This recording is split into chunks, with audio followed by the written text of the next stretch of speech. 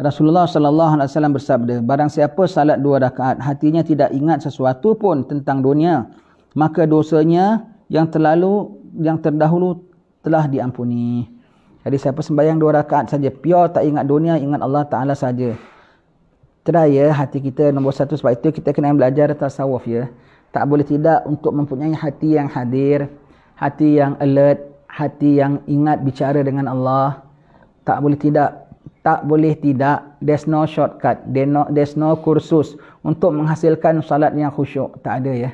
Yang ada orang ambil kursus 2 jam macam mana nak menghasilkan salat yang khusyuk. Apa diseminarkan, dicakapkan. Lepas tu dapat tuan-tuan, puan-puan dapat khusyuk tak sembahyang tadi? Dapat khusyuk tak? Ya, khusyuk. Itu bukan khusyuk tu, rasanya engkau khusyuk. Tapi bukan khusyuk ya.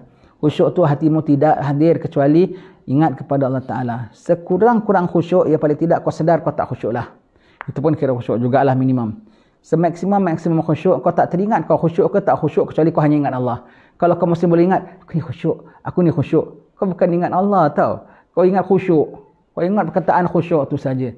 Dan kau sangka kau khusyuk tapi kau tak khusyuk. Tak boleh tidak. Hendak hati yang hadir. Hati tu kena sihat. Hati tu kena bersih. Hati tu kena tenang. Hati tu kena salim. Baru dia boleh menghadap Allah dengan keadaan salim. Yauma la yanfa'u malun wala banun illa man atallaha biqalbin salim. Hari tidak ada manfaat harta benda dan anak pinak kecuali yang tampil pada Allah Taala dengan jiwa yang salim. Dia tampil yaumil qiyamah dengan jiwa yang salim. Kalau dia nak tampil yaumil qiyamah dengan jiwa yang salim, tak ada manfaat anak dan harta benda. Ketika di dunia hati dah begitu, anak dan harta benda pada dia tu tak ada manfaat. Anak dan harta benda semuanya tolak tepi. Urusannya, company-nya, sayang anaknya, sayang cucunya, nak masakkan untuk keluarganya, nak cari nafkah untuk family-nya pun taruh tepi. Illa man atallaha biqalbin salim. Datang kepada Allah dengan hati yang salim. Di dunia kau dapat begitu, maka yaumil akhir baru dapat begitu. Nak dapat hati yang salim, itulah hati yang sihat. Tak boleh tidak kena menjalani proses yang kita baca dalam kitab Penawar Bagi Hati. Tiga proses kena jalani, itu baru dah dapat capai hati yang salim insya-Allah. Yang pertama, kena jaga hati kita daripada berpenyakit. Daripada kedatangan tompok-tompok hitam. Tompok-tompok hitam ni datang daripada mana? Datang daripada dosa-dosa yang kita lakukan. 7 anggota dosa. Ini prosesnya start from very beginning ya. 7 anggota zahir kita. Dosa masuk dari mata, dosa masuk dari telinga, dosa masuk daripada lisan, dosa masuk daripada perut, dosa masuk daripada alat kelamin, dosa masuk daripada 2 tangan dan 2 kaki. Kekang dan bersihkan yang sudah silam-silam punya. Bersihlah hati kita. Bersih hati kita, dah tak ada tompok-tompok hitam semua, baru kita nampak bahawasanya dia ada penyakit. Baru x-raynya tu boleh clear. Baru kita boleh sedar bahawasanya aku ni ada ujub, bahawasanya aku ni ada takabur, bahawasanya aku ni ada riak, bahawasanya aku ni ada sifatnya pemarah, bahawasanya aku ni ada dengki. Na'udzubillah. Nanti baru kita sedar. Kalau masih maksudnya ongoing, tak sedar pun ada penyakit-penyakit hati ni. Dengan 7 anggota zahir kita kekang daripada dosa, insya-Allah hati kita mula kita punya x-ray baru nampak segala penyakit-penyakit hati yang 10. Sifat-sifat mazmumah baru kita nampak aku masih ada sifat jelek. Maka kita pelajari caranya macam mana nak mengatasinya. Allah beri kita hidayat macam mana mengatasi penyakit-penyakit itu semua. Nanti lepas hati kita dah mula bersih daripada penyakit-penyakitnya, mula timbul 10 sifat-sifat mahmudah. Ikhlas, sabar, taubat pada Allah Ta'ala, reda, tawakal pada Allah Ta'ala, khauf pada Allah Ta'ala, rajak pada Allah Ta'ala, merindu kepada Allah Ta'ala, ingat mati, nak berjumpa dengan Allah Ta'ala. 10 sifat mahmudah datang. Begitulah dengan hati yang begitu kau sembahyang hadap Allah. Hati yang tak berselaput dengan dosa. Hati yang tak ada hasad, dengki dan cinta dunia. Hati yang mendambakan Allah Ta'ala, baru dah menghadap pada Allah Ta'ala. Baru dah menghadap Allah Ta'ala. There's no shortcut ya. There's no shortcut. Mata kau tengok TV puas-puas, kemudian kau nak sembahyang khusyuk? No. Telinga kau dengar radio puas-puas, kemudian kau nak sembahyang khusyuk? No. You can never achieve that. You can never achieve that. Kalau kau rasa kau dah achieve, itu pun kau hanya rasa kau dah achieve. Actually, belum achieve lagi ya. Sampai kau boleh bicara kepada Allah Ta'ala, sampai you reach the level seolah-olah kau nampak Allah. Namun kalau kau tak nampak Allah, kau sedar kau dinampak oleh Allah. Kau sedang menghadap Allah Subhanahu Wa Ta'ala. Kau sedang berbicara dengan Allah Subhanahu Wa Ta'ala. Jadi kena ada hati yang salim. 2 rakaat kau sembahyang dengan sebegitu saja, dosa-dosa silam semua dah terampun oleh Allah Ta'ala. Dosa-dosa silam semuanya gugur. Allah Ta'ala ampunkan. Allah Ta'ala gugurkan segala dosa-dosa kita.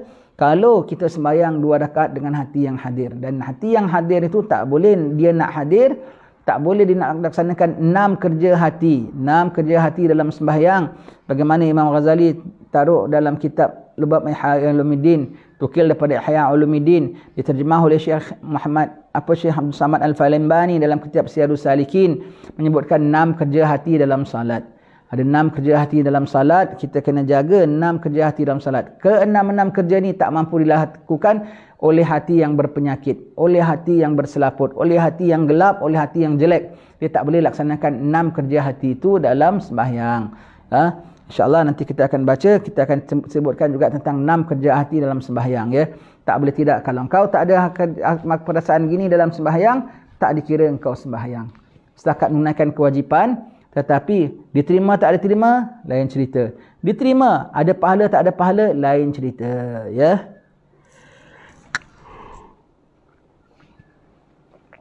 Nabi SAW juga bersabda, adapun salat diwajibkan, haji dan tawaf diperintahkan, serta ibadat disyariatkan adalah untuk mengingat Allah.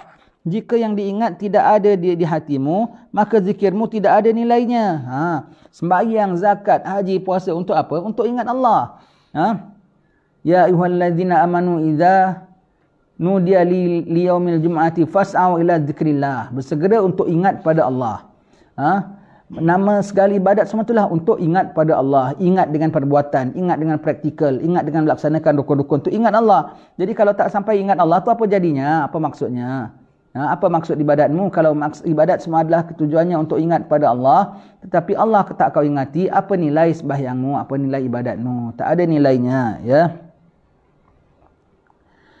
Nabi SAW bersabda, barang siapa salatnya tidak boleh mencegah kekejian dan kemungkaran, maka dia hanya bertambah jauh daripada Allah. Na'udzubillah. Innas salata tanha 'anil fahsya' wal munkar. Innas salata, sesungguhnya, itu sesungguhnya. Sembahyang mencegah pada perbuatan keji dan mungkar, itu yang sesungguhnya. Jadi kalau sembahyang itu tak mencegah keji dan mungkar, sesungguhnya kau salatnya itu tidak ada. Sesungguhnya salat, maka apabila tidak tercegah keji dan mungkar, maka tidaklah kau dah salat dengan sesungguhnya. Bermakna sesungguhnya kau tidak salat. Selagi tak tercegah, ternafi pencegahan keji dan mungkar, ternafilah salatnya. Ternafilah salatnya. Jadi nak tahu sembahyang kita ni hasil tak hasil, macam mana kita dengan dosa-dosa? Macam mana kita dengan maksiat? Macam mana kita dengan pandangan mata kita, tengok segala orang berlakon dalam TV, dengar orang segala radio, orang menyanyi apa semua. Macam mana hati kita dengan maksiat? Kalau hati kita masih cenderung dengan maksiat itu semua, maka sembahyang kau masih belum betul lagi lah. Kau masih anggap seronok, masih anggap okey segala perbuatan-perbuatan itu, sembahyang kau belum okey lagi lah. Sembahyang belum okey? Belum sembahyang pun lah. Kenapa? Matlamat satu amalan ialah untuk melakukan amalan ialah untuk mencapai matlamatnya. Kalau tak melakukan, tak dapat capai matlamatnya, macam belum, seolah-olah macam belum sembahyang lah. Jadi kalau kita bilang apa macam mana, kalau itu jangan sembahyang dulu sampai kau hasilkan khusyuk. Sembahyang, dan maksudnya di sini sembahyang walaupun tak khusyuk. Sembahyang dalam keadaan tidak khusyuk, ditrain, dilatih, dipaksa sampai dapat hasilkan khusyuk. Itu maksudnya. Bukan kalau gitu maknanya kau sembahyang pun tak guna, maka jangan sembahyang. Bukan ya. Maksudnya sembahyang juga walaupun tak guna, supaya kau dapat sembahyang jadi sembahyang yang ada guna. Itu maksudnya ya. Itu maksudnya. Baik. Bakar bin Abdullah berkata, hai manusia, jika kau ingin masuk pada maulamu tanpa izin dan bicara padanya tanpa penterjemah, tentu akan dapat. Ditanyakan, bagaimanakah caranya? Dia berkata, sempurnakan wudukmu, masuklah ke mihrabmu, maka kau telah masuk pada maulamu tanpa izin dan bicaranya dan bicara padanya tanpa penterjemah. Betul ya. Awal mula daripada apa? Wuduk ya. Daripada wuduk. Sembahyang kita mau khusyuk tak khusyuk, bermula daripada wuduk. Dari wuduk dah nak kena jaga khusyuknya. Sebab itu wuduk ada doanya. Ya Allah, putihkanlah wajahku pada hari kau memutihkan wajah-wajah hamba-Mu dan menghitamkan wajah-wajah. Ya Allah, berilah buku catatanku dari tangan kanan serta dapat hisab yang mudah, ya Allah. Janganlah aku terima daripada tangan kiri ataupun dari belakangku, ya Allah. Ya Allah, haramkanlah setiap helai daripada rambutku dan kulitku daripada api neraka. Ya Allah, kedengkanlah tinggal aku mendengar yang baik, mengambil yang baik dan dapat mengamalkan yang baik. Ya Allah, tetapkanlah dua kakiku ketika menyeberang siratul mustaqim pada hari di mana banyak kaki-kaki gelincir jatuh ke dalam api neraka. Sudah ingat, jangan berbual dengan tengah wuduk masih ingat nanti lepas sembahyang aku nak buat ini, aku nak buat ini. Dari wuduk dia dah mula syaitan yang nak menggoda kita apa namanya walhan. Syaitan yang nak menggoda kita dalam sembahyang dah mula dempel dengan kita ketika wuduk. Sempurna wuduk ikut sunat-sunatnya. Baik sunat-sunat wuduk kita, jaga tertib khusyuk kita dalam wuduk, maka dalam sembahyang dia tak boleh ikut. Kemudian masuk ke dalam mihrab, iaitu apa? Masuk dalam tempat ibadatmu. Masuk dalam mihrab ini bukan maksudnya hanya masuk dalam mihrab secara fizikal ya. Maknanya kalau ada masuk, ada keluar tak? Kalau masuk sesuatu, bermakna ada keluar tak? Kalau engkau masuk dalam toilet, bermakna kau keluar daripada ruang tamu, kau masuk toilet. Kalau engkau masuk ke jalan raya, bermakna kau keluar daripada rumah, betul tak? Kalau masuk dalam mihrab, bermakna keluar daripada duniamu, keluar daripada kehidupan lainmu, masuk kepada penghadapanmu. Masuk kepada penghadapanmu. Kemudian apa dia bilang di sini? Dan dengan itu kau telah dapat apa tahu? Masuk pada maulamu tanpa izin. Kau terus masuk tanpa minta izin pun. Direct entry. Dah masuk maulamu kepada Tuhanmu yang memeliharamu. Maulamu yang menjagamu, maulamu yang mengkontrolmu, maulamu yang menghindarkan segala bahayamu, maulamu yang mencukupkan bagimu, maulamu yang menolakkan segala kemudaratan daripadamu, maulamu pemeliharamu di dunia, maulamu melihara kamu daripada syaitan ketika sakaratul mautmu, maulamu yang buat malaikat lemah lembut ketika menyoal kepadamu, man rabbuka wa man nabiyuka, maulamu yang pelihara engkau daripada siksaan dan himpitan kubur, maulamu yang beri kau makan dan pakaian dalam kubur. Kau menghadap kepadanya tanpa izin, tanpa minta, can I masuk? Terus masuk menghadap Tuhan. Ibarat kita menghadap orang besar, tak payah minta-minta, terus masuk. Tuhan, saya nak tumpang tanya ini. Tuhan, saya nak minta ini. Bagus tak? Bagus. Kalau syaratnya dah cukup, terus masuk direct entry. Direct entry dan bicara padanya tanpa penterjemah. Bicara pujiannya dengan tanpa terjemah ya. Terjemah ni apa ya? Terjemah gunakan bahasa kan. Orang cakap dengan Allah tak pakai bahasa tu. Dalam hatinya terus meraung pada Allah Ta'ala, minta pada Allah Ta'ala. Orang-orang yang begini semua di luar sembahyang pun mereka cakap dengan Allah Ta'ala sentiasa. Becok dengan Allah Ta'ala sentiasa. Bual dengan Allah Ta'ala sentiasa. Nampak apa-apa semua lapor pada Allah Ta'ala senantiasa. Maka dalam sembahyang, maksud tak ada terjemah gini. Tak perlukan dengan bahasa-bahasa tertentu. Tak perlu guna. Dia baca Allahu Akbar kabira alhamdulillahi katsira. Dia baca alhamdulillah rabbil alamin arrahmanir rahim maliki yaumiddin. Tetapi bukan hanya dia terjemahkan ayat-ayat itu saja, tapi dia kupas dengan ayat-ayat itu dia menghantarkan perasaan dia menghantarkan permintaan dia menghantarkan apa pengharapan dia menghantarkan komplainnya, dia menghantarkan pujian dia kepada Allah Subhanahu wa taala sebut alhamdulillahirabbil alamin. Masuk dalam hati dia tu Tuhan tu besar, Tuhan tu agung, Tuhan tu mulia, Tuhan tu perkasa, Tuhan tu pemurah, Tuhan tu baik, Tuhan tu maha pemberi. Semua puji masuk dalam alhamdu. Itu tak ada payah terjemah. Alhamdu segala pujian bagi Allah, itu terjemah. Dia tak ada terjemah. Terus direct. Every single word dia cakap dengan Allah Ta'ala maliki yaumiddin. Yang merintah pada hari kemudian, teringat mahsyar, teringat barzakh, teringat apa hisab, teringat matahari singkal atas kepala, teringat arash, teringat apa pada hari itu semua tu. Semua. Jadi semua dibicara dengan Allah Ta'ala tak pakai terjemah. Bicara macam-macam dengan Allah Ta'ala tanpa terjemah. Dan dia diterjemahkan, dibicara oleh Allah Ta'ala juga tanpa terjemah. Iaitu apa? Tak ada words. Kalau kita dengar bos cakap, umpama contoh bos kalau cakap dengan dia, nanti lepas meeting ni awak buat sekian. Itu masih ada terjemah tak? Masih ada dengan perkataan bahasa Melayu ke, bahasa orang putih ke, dengan words dia tu kan, itu masih ada terjemahnya. Tapi kalau kita tengok bos saja, kita tahu, kita ngadap dia saja, terus suddenly inspirasi kita datang. Aku tahu lepas aku meeting ni aku nak kena buat sekian. Kesalahan aku dah ditegur sekian. Tengok bos saja, oi, kau faham betul bos ya. Apa dia tak cakap dengan kau pun? Dia tak cakap dengan perkataan, tapi dia cakap menerusi jiwa. daripada wajahmu, daripada wajahnya, daripada ekspresi bos aku tahu dia suruh aku sekian. Itu orang hadap Allah Ta'ala tanpa terjemah, tanpa perlu ada perkataan. Nanti lepas sembahyang kau sekian, suddenly dia tahu, suddenly dia realize, suddenly dia know, suddenly dia understand, suddenly dia faham, suddenly dia insaf. Semua tu dia bicara dengan Tuhannya tanpa terjemah. Dia cakap tanpa terjemah, diterima daripada Tuhan tanpa terjemah. Tanpa terjemah tu tak ada perkataan-perkataan tertentu, tak ada huruf tertentu, tak ada suara tertentu. Dia mengeluarkan segala fahamannya kepada Tuhannya dan memahami segala bicara Tuhannya. Begitu ya. Masuk ke dalam maulamu tanpa izin, tak payah minta permit dan bicara tanpa terjemah. Maksud terjemah ini adalah apa? Tanpa words and lines. Sama dia cakap pada Allah Ta'ala segala isi hatinya, segala rohaninya, segala jiwanya, dan dicakap balik oleh Allah Ta'ala. Allah kan berbicara, memahami dia akan segala perkehendak Tuhannya. Maka mereka, orang-orang soleh ni dalam sembahyang, mereka meeting dengan Tuhan ya. Baik itu Nabi sebut sembahyang tu adalah mi'rajnya orang mukmin. Mi'raj Nabi bikin apa? Nabi menghadap Allah. Mi'raj Nabi bikin apa? Nabi bicara dengan Allah. Mi'raj Nabi apa? Nabi dibicara oleh Allah Subhanahu Wa Taala. Maka orang mukmin kalau sembahyang dia mi'raj, betul-betul dia naik, jiwanya tinggi, meninggalkan segala kerendahan dunia, dan betul-betul jiwanya menghadap Allah dan jiwanya dibicara oleh Allah. Begitu ya. Sempurnakan wuduk, menghadap mihrab. Maksud menghadap mihrab ialah memalingkan selain daripada mihrab. Iaitu mihrab tu maknanya penghadapan. Penghadapan.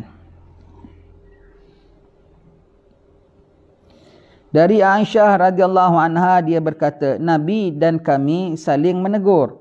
Tapi jika waktu salat tiba, seolah-olah kami tidak mengenal antara satu sama lain kerana sibuk dengan keagungan Allah Subhanahu Wa Taala. Ini semua cara-cara nak menghasilkan salat. Ya, sebelum salat tadi kita dah bilang ambil wuduknya, palingkan daripada dunia, masuk mihrabnya, dan dah terus tak kenal. Siti Aisyah dengan Rasulullah, orang yang paling Rasulullah sayanglah Siti Aisyah. Dan Siti Aisyah paling kagum ialah kepada Rasulullah. Itu pun kalau masuk sembahyang, Rasulullah pun dia jadi tak kenal, itu sampai tak payah nak tegur siapa. Nabi pun macam tak kenal Aisyah, semua kenal Allah Ta'ala sahaja.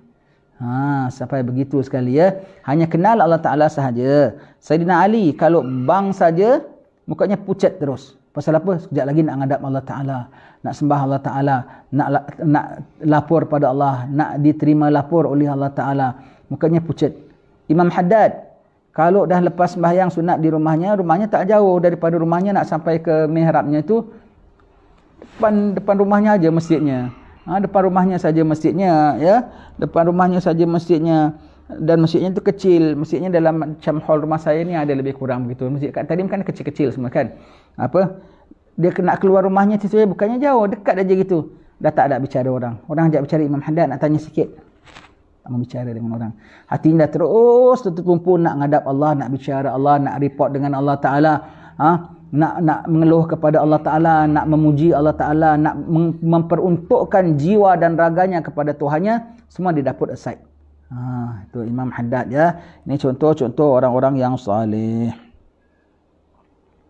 Rasulullah sallallahu alaihi wasallam bersabda, Allah tidak memandang salat seorang di mana hati dan badannya tidak hadir di situ, ya. Hatinya tidak hadir, badannya tidak hadir. Badannya hadir tak? Tak hadir. Kalau hadir pun badannya untuk manusia, pakai baju untuk manusia. Dia punya diri tegak pun biar orang pandang tegap ustaz ni punya diri. Dia punya rukuk pun untuk manusia. Wah cantik ustaz ni punya angle. Itu semua tu bukan, badannya pun tidak hadir. Badannya pun tidak, dan hatinya jauh sekali. Kalau badan tidak hadir, jauh sekali hatinya akan hadir. Kadang-kadang setakat badannya hadir, hatinya tidak hadir pun tidak ada gunanya, ya.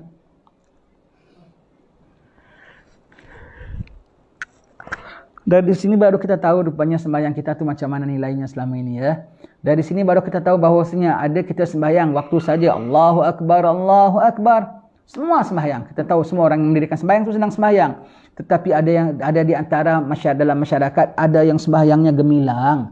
Dalam kita pada lalai kita, dalam kita pada sembahyang zuhur kita pukul 3 petang, dalam kita punya sembahyang zuhur tak ada qabliyah ba'diyah, dalam sembahyang zuhur kita kalang kabut sembahyang patuk ayam. Rupanya pada ketika itu ada setengah-setengah hamba Allah Ta'ala sedang meeting dengan Allah, sedang bicara dengan Allah, sedang mi'raj dengan Allah Ta'ala. Macam orang Quraisy lah, macam dulu. Ada yang sedang tidur, ada yang malam, tapi ada Nabi, ada satu instan Nabi sedang naik menghadap Allah Ta'ala. Begitu ya.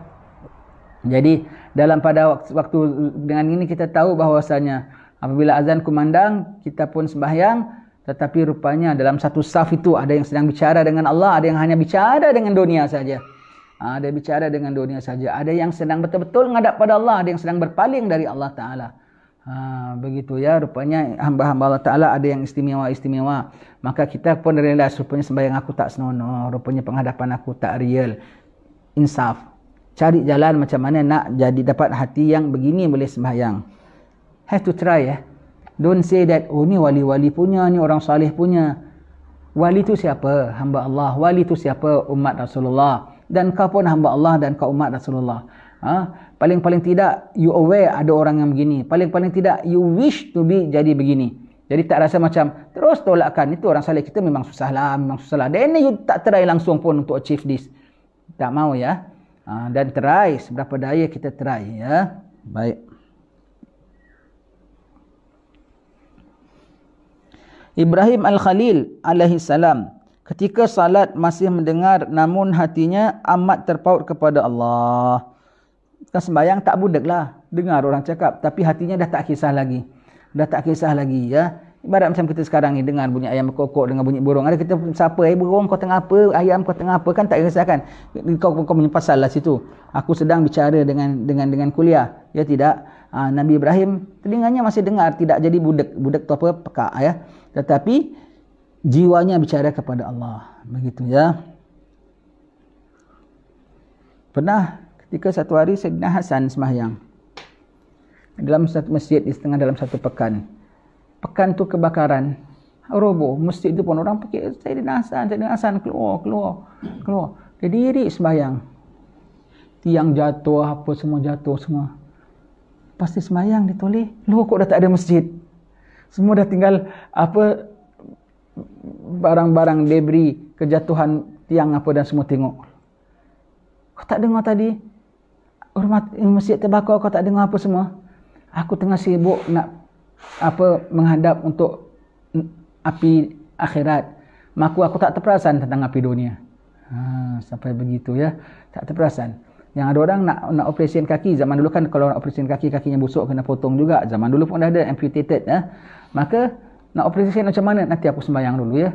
Aku sembahyang kau buatlah kerja. Sembahyang. Lepas ni sembahyang, barangkali sembahyang duduklah tengah sakit kan, tak perasan kan. Tengah sembahyang, lepas sembahyang, korang nak kerja, nak potong kaki aku, potonglah, aku dah habis sembahyang ni. Dah potong pun dah potong. Tengah sembahyang dia tak sedar dah dipotong kakinya. Saking kan kalau sembahyang tu dia fana. Yang ada orang kalau nak sembahyang, nak buat kecoh-kecoh sikit rumah tangganya, nak bual-bual kuat sikit ke nak apa semua, tunggu bapaknya sembahyang. Kalau kita pula, bapak sembahyang jangan bising-bising. Dia orang pulaknya kalau nak bikin kecoh-kecoh ke apa sikit, bukan kecoh apa dengan muzik tu tidaklah, keluarga orang salih. Bermakna nak terbual sikit ke nak terguyon tu apa? Gurau ya. Ya gitu sikit, tunggu bapak sembahyang. Bapak sembahyang baru charge. Sebab bapak sembahyang dia tak dengar kita bikin apa. Dia tak dengar kita. Kita pula makin bapak sembahyang kau bual sikit. Aku tengah sembahyang korang bising memekak apa semua. Pasal keluar yang boleh bapak. Nampak saya sembahyang dia tak khusyuk. Tengah sembahyang boleh dengar cakap begitu ya. Ni anak jadi family ni kalau nak berkecoh-kecoh sikit ke apa tunggu bapak sembahyang. Bapak sembahyang dia orang boleh ketawa ke boleh apa sikit sebab bapak tak perasan, tak dengar. Bapak tak dengar. Tengah sembahyang bapaknya fana. Tengah sembahyang bapaknya not around. Tengah sembahyang bapaknya go somewhere else. Bapaknya go somewhere else. Jiwanya menghadap Allah Ta'ala. Maka di dalam office, personal private office, penghadapan kepada Tuhannya.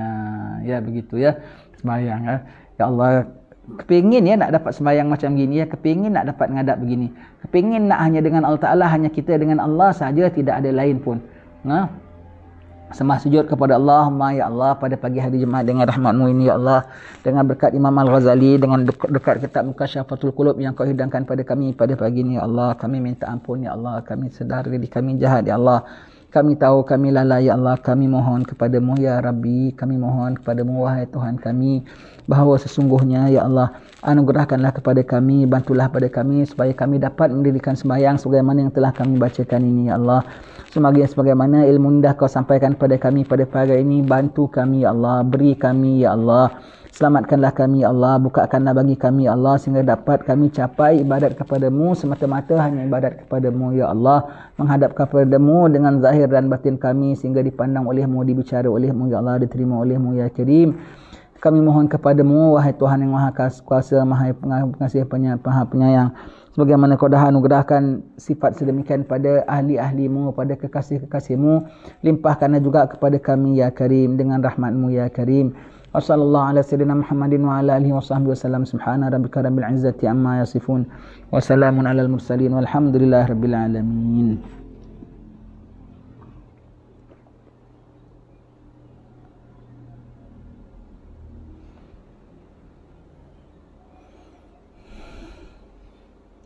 Sa'id Tanwihi radhiyallahu an, ketika salat air matanya selalu menitis dari pipi ke janggutnya. Sembahyang sambil nangis ya. Kita sembahyang ya, jangan tak nangis ya. Nabi mengatakan dalam sembahyang kena nangis ya. Salah satu dalam sembahyang kena nangis ya. Tapi kalau tak boleh nangis pun Nabi bilang nangis-nangiskanlah. Bukan buat-buat nangis. Bismillahirrahmanirrahim. Itu bukan, tu kadang-kadang tu namanya pelakon lelaki juara nombor 1 berlakon. Bukan ya, maknanya tu kau hibah-hibahkanlah hatimu. Dan dalam sembahyang daripada takbir sampai salam jangan sedikit pun tak keluar. Memang nangis walaupun keluarkan seperti air mata seperti mata lalat. Mata lalat tu hobi kecil kan, tak mengalir pun. Tapi di kelopak mata kita itu yang orang bilang matanya berkaca-kaca, bergenang air matanya. Paling tidak ketika bila baca wajjahtu wajhiya lilladzi fataras samawati wal arda hanifan musliman wa ma ana minal musyrikin inna salati wa nusuki wa mahyaya wa mamati lillahi rabbil alamin. Kehidupanku dan matiku hanya untukmu. Terus ingat mati, terus ingat kembali Allah Ta'ala. Linang air matanya sikit pun jadilah. Iyyaka na'budu wa iyyaka nasta'in. Sebut Maliki Yaumiddin, yang merintah hari kemudian. Gentar kita ingat mahsyar, gentar kita ingat barzah, gentar kita ingat liang lahat, gentar kita ingat sakatul maut. Terus air mata kita sikit. Kemudian iyyaka na'budu wa iyyaka nasta'in, hanya kepadamu kami menyembah, kepadamu kami tak tolong. Allah, air mata kita jangan pada ketika detik-detik itu tak ada keluar air mata kita. Ketika apa? Subhana rabbiyal azimi wa bihamdi, ada air mata kita sedikit. Subhana rabbiyal a'la wa bihamdi. Ketika rabbi firli warhamni wajburni warfa'ni warzuqni wahdini wa'afini wa'afani, ada air mata kita sedikit. Ketika at-tahiyatul mubarakatus salawatut tayyibatu lillah, ada air mata kita sedikit. Ketika asyhadu an la ilaha illallah wa asyhadu anna muhammadar rasulullah, ada air mata kita sedikit. Mesti ada mata kita sedikit.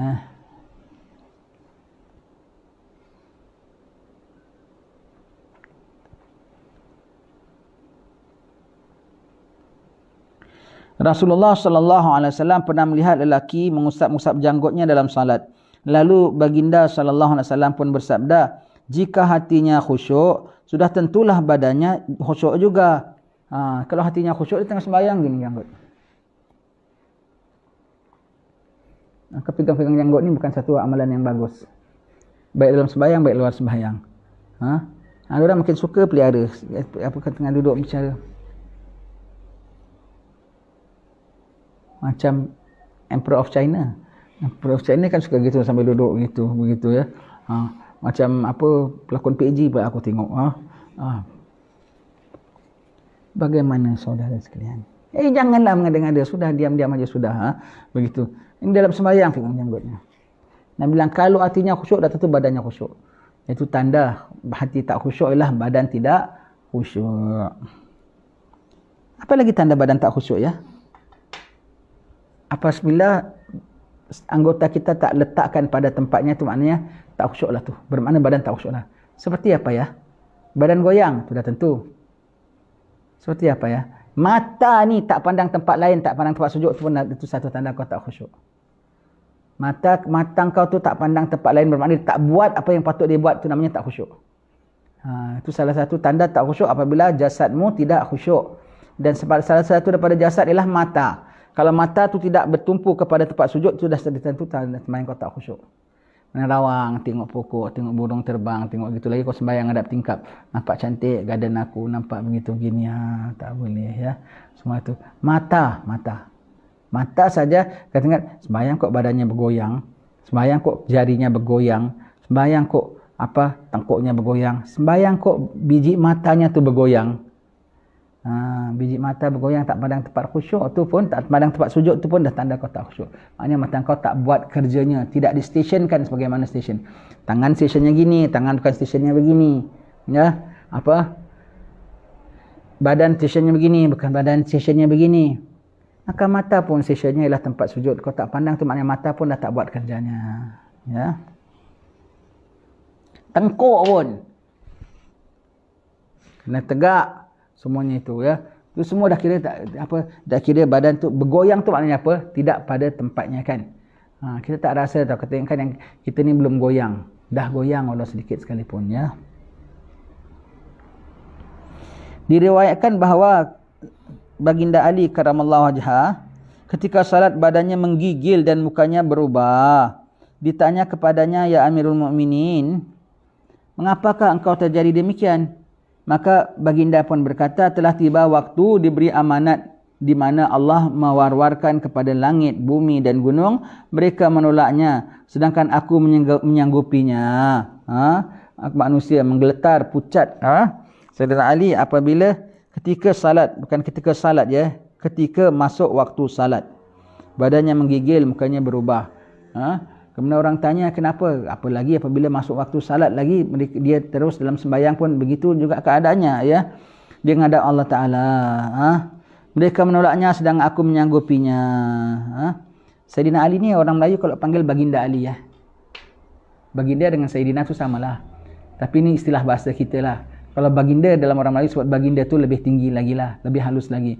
Bagaimana berkata Baginda Sayyidina Muhammad sallallahu alaihi wasallam ada Bagindanya, dan Sayyidina Ali pun orang Melayu sebut Baginda. Why? Sayyidina Abu Bakar pun Sayyidina juga, sahabat Nabi juga. Sayyidina Umar pun begitu juga. Sayyidina Uthman. Kenapa Sayyidina Ali orang Melayu sebut dia Baginda? Sebab Rasulullah Baginda sallallahu alaihi wasallam, dipakaikan Baginda kepada Rasulullah dan Ali. Kenapa? Ali adalah suami kepada Tuan Puteri Cik Siti Fatimah. Maka bergelar Baginda. Itu orang Melayu punya tinggi pandang pada ahli bait Nabi. Dan Sayyidina Ali karamallahu wajhah adalah ayahanda kepada cucu-cucu dan sekaligus putera-putera Rasulullah. Maka Sayyidina Ali adalah ayahanda kepada Sayyidina Hasan dan Sayyidina Husin. Dan Sayyidina Ali adalah suami kepada wanita, penghulu wanita, penghulu wanita ahli jannah, Siti Fatimah, Tuan Puteri Cik Siti Fatimah. Lepas itu gelarannya orang Melayu kau sebut Baginda Ali.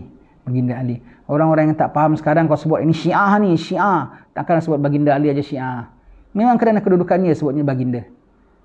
Disebutkannya Baginda Sayyidina Ali, disebutnya orang Melayu sebutnya Baginda Ali. Ya.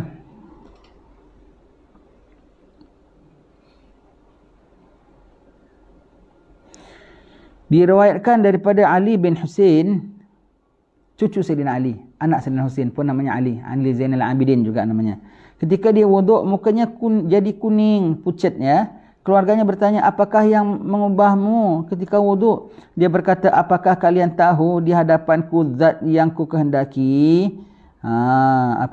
Dia nak menghadap Allah Subhanahu Wa Taala, sebab itu sampai pucat mukanya. Ya. Wallahu a'lam bissawab. InsyaAllah akan kita sambung pada pertemuan akan datang. Semoga Allah Ta'ala tenangkan jiwa kita.